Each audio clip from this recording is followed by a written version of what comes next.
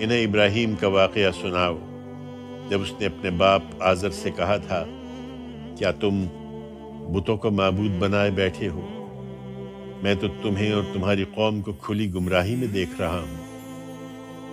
ابراہیم کو ہم اسی طرح زمین اور آسمانوں کی بادشاہی کا مشاہدہ کراتے تھے تاکہ وہ اپنی قوم پر حجت قائم کرے اور خود بھی ان لوگوں میں سے ہو جائے جو پورا یقین رکھنے والے ہوں۔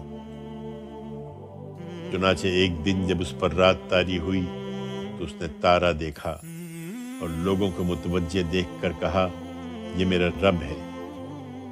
پھر اسی طرح کے ایک موقع پر جب تارا ڈوب گیا تو اس نے کہا، میں خدائی کے لیے ان کو پسند نہیں کر سکتا جو ڈوب جاتے ہیں۔ پھر ایک دن جب چاند کو چمکتے دیکھا تو کہا، یہ میرا رب ہے۔ لیکن جب وہ بھی ڈوب گیا تو اس نے کہا، اگر میرے پروردگار نے میری رہنمائی نہ فرمائی تو میں گمراہ لوگوں میں سے ہو کر رہ جاؤں گا۔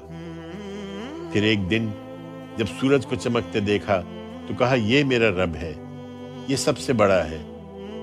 لیکن جب وہ بھی ڈوب گیا تو اس نے اپنی قوم کو مخاطب کر کے کہا، میری قوم کے لوگوں، میں ان سب سے بری ہوں جنہیں تم خدا کے شریک ٹھہراتے ہو۔ میں نے یکسو ہو کر اپنا رخ اس ہستی کی طرف کر لیا ہے جس نے زمین اور آسمانوں کو پیدا کیا ہے، اور میں ہرگز شرک کرنے والوں میں سے نہیں ہوں۔ اس کی قوم اس بات پر اس سے جھگڑنے لگی۔ اس نے جواب دیا، کیا تم اللہ کے بارے میں مجھ سے جھگڑتے ہو، درا حالے کہ اس نے میری رہنمائی فرمائی ہے؟ میں ان سے نہیں ڈرتا جنہیں تم اس کا شریک ٹھہراتے ہو۔ ہاں، اگر میرے پروردگار ہی کچھ چاہے، میرے پروردگار کا علم ہر چیز کا احاطہ کیے ہوئے ہے، پھر کیا تم دھیان نہیں کرتے؟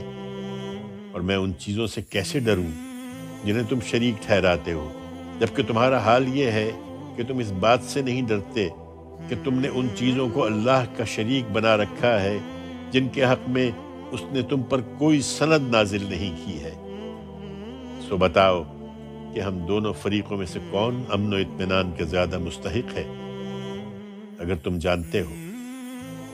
حقیقت یہ ہے کہ امن و اطمینان تو انہی کے لیے ہے جو ایمان لائے اور انہوں نے اپنے ایمان کو ظلم سے آلودہ نہیں کیا، اور وہی راستہ پانے والے ہیں۔ یہ تھی ہماری وہ حجت جو ہم نے ابراہیم کو عطا فرمائی کہ اپنی قوم پر قائم کرے۔ ہم جس کو چاہتے ہیں اس کے درجے پر درجے بلند کر دیتے ہیں۔ حقیقت یہ ہے کہ تمہارا پروردگار حکیم و علیم ہے۔